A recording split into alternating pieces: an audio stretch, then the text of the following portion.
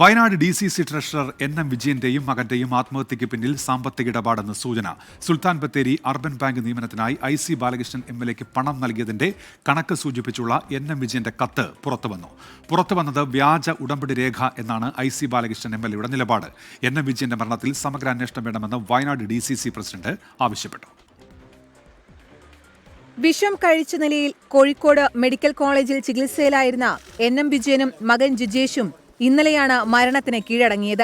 മരണത്തിൽ അന്വേഷണം വേണമെന്നാണ് CPIMന്റെ ആവശ്യം. NM വിജയന്റെ ആത്മഹത്യാക്കുറിപ്പ് കോൺഗ്രസ് നേതാക്കൾ മാറ്റിയതായി സംശയമുണ്ടെന്നും CPIM Bathery area committee secretary R Jayaprakash ആരോപിച്ചു. ഞങ്ങൾ വിശ്വസിക്കുന്നത് ഒരു ആത്മഹത്യാക്കുറിപ്പ് ഉണ്ടായിരുന്നു. അത് ചില ആളുകൾ എടുത്തു മാറ്റിയതാണ്. എടുത്തു മാറ്റിയതുമായി ബന്ധപ്പെട്ടുകൊണ്ട് ആ വീട് ആദ്യമേ സന്ദർശിച്ച 2 പേരുണ്ട്. അവരെ ഉൾപ്പെടെ ചോദ്യം ചെയ്താൽ വിവരങ്ങൾ പുറത്തു വരും. മാത്രമല്ല, ഈ അഴിമതി ആരോപണവുമായി ബന്ധപ്പെട്ടുകൊണ്ട് ഒരു സമഗ്രമായ അന്വേഷണം നടന്നാൽ വസ്തുക്കളെല്ലാം പുറത്തു കൊണ്ടുവരാൻ കഴിയുമെന്നാണ് CPM എന്ന നിലയ്ക്ക് ഞങ്ങൾ പറയുന്നത്.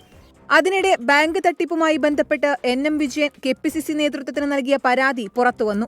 ഉദ്യോഗാർത്ഥികളെ നിയമിക്കാൻ 10 ലക്ഷം രൂപ ബത്തേരി MLA IC ബാലകൃഷ്ണനെ ഏൽപ്പിച്ചതായി പരാതിയിലുണ്ട്. പണമിടപാട് നടന്നതിന്റെ ഉടമ്പടി രേഖകൾ കൂടി പുറത്തുവന്നതോടെ കോൺഗ്രസ് കൂടുതൽ വെട്ടിലായി. എന്നാൽ ആരോപണങ്ങൾ പൂർണ്ണമായി നിഷേധിക്കുകയാണ് മുൻ DCC പ്രസിഡന്റ് കൂടിയായ IC ബാലകൃഷ്ണൻ.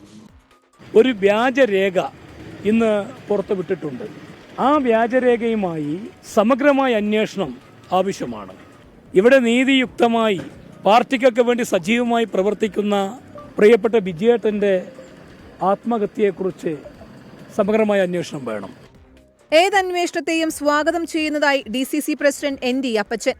സംഭവം ഉണ്ടാകാൻ എന്ത് കാരണം എന്നതിനെ സംബന്ധിച്ചുള്ളത് അറിയില്ല.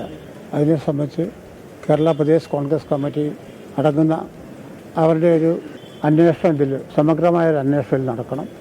നടന്നിട്ട് ബാക്കി കാര്യങ്ങൾ റിപ്പോർട്ട് ചെയ്തതിനു ശേഷം നിങ്ങളൊക്കെ വിവരം അറിയിക്കുന്നതാണ് അക്കാര്യം. കൽപ്പറ്റയിലെ DCC ഓഫീസിലും ബത്തേരി മണിച്ചിറയിലെ വീട്ടിലും പൊതുദർശനത്തിന് വെച്ച മൃതദേഹത്തിൽ നിരവധി പേർ അന്തിമോപചാരം അർപ്പിച്ചു. തുടർന്ന് ഇരുവരുടെയും മൃതദേഹം വീട്ടുവളപ്പിൽ സംസ്കരിച്ചു. 24 കോഴിക്കോട്.